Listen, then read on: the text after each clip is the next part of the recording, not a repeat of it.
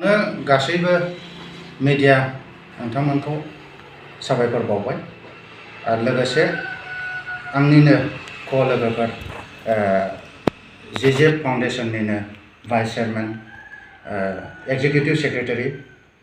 Finance secretary आरो board of directors आरो जोंनि मेंबर्स बे मीडियानि गेजेरजोंनो जों मोनसे खोथाखौ मिन्थिहोनो सानदों जे जोंनि जे ग्रीन ग्लोब फाउंडेशन एनजीओ बेखौ जों थांनाय बोसोर 2021-16 तारिख जानुवारियाव जों बेखौ दाफुंनानै लादों आरो बेनि हेडक्वार्टारखौ जों बेंटलखौनो खालामनाय जादों चिरां डिस्ट्रिक्ट बेनि मेन उद्देश्यआनो जाहैबाय जों समाज फोसाबनाय आरो कालचार एनवायरनमेंट आरो एडुकेशन आरो बायदि बायदि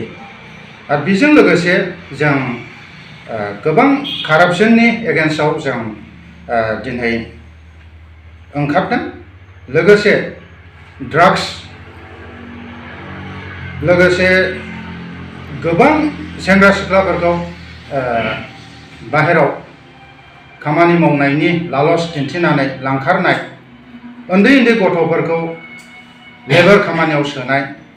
बेफोरनि सायाव जों दिनै भइस होनो ओंखारदों लोगोसे जों जोंनि मिथिंगायारि बर'लेण्डनि जे मिथिंगायारि धोन बेबो जिहेतु माने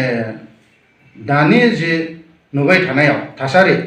बेयो गिथावथाव थासारियाव फैगासिनो दङ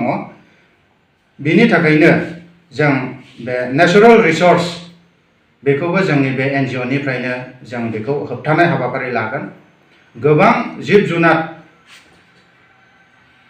फलानफोर बुथारनाय आरो दंफां दाननाय जों बेफोरखौबो होबथानो आखायाव लादों लोगोसे आं बेखौनो मिन्थिहोनो नागिरबावदों जोंनि जेजे फाउंडेशननि जे एरिया अफ अपारेशन बेयो लवार आसामाव जागोन आरो मेनलि जों बिटिएडि नि नेचुरल रिसोर्सफोरखौ जों नोजोर होनाय जागोन लोगोसे जोंनि जेजे फाउंडेशन बे जेजे फाउंडेशननि जे वर्कर्स बेयो दासिमाव 200+ रेडि आरो गावखौ बे एनजीओ नि थाखाय समाजनि हाबाफारि समाजनि खामानि मावनो गावखौ बुथारनाय आरो दंफां दाननाय जों बेफोरखौबो होबथानो आखायाव लादों लोगोसे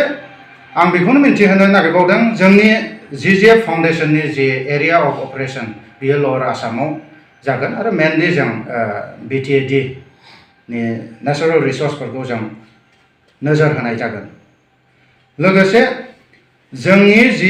जेजे फाउंडेशन बे जेजे फाउंडेशननि जे वर्कर्स बेयो दासिमाव 200+ रेडि आरो गावखौ बे एनजीओ नि थाखाय समाजनि हाबाफारि समाजनि खामानि मावनो गावखौ बावसोमनो रेडि जानानै दङ लोगोसे जोंनि बे दिनैनि बोर्ड अफ डायरेक्टर्स मिटिंनि गेजेरजों जों मोनसे डिसिजन लादों जे फैगोन 3 बोसोराव जों 1 लाख दंफां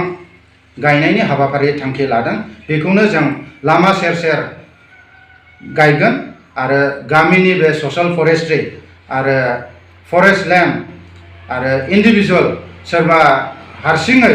दंफां बागान गायनो जुदि जोंनो हगारोबा जों बेखौबो गायगोन आरो लोगोसे बेखौनो जों मिन्थिहोबावनो सानदों जे जोंनि जे ग्रीन ग्लोब फाउंडेशन एनजीओ बेयो आसाम सरकार आरो बिटिआर सरकारखौ मदद होनानै जोंनि बे नेचुरल रिसोर्सफोरखौ होबथानायाव जों आगभाग लागोन जों बेखौनो खावलायबाय आरो जोबनायाव फैगौ क्रिसमासनि एडभान्स विशेस आं हरनानै एसेयावनो आं दोनथ'बाय।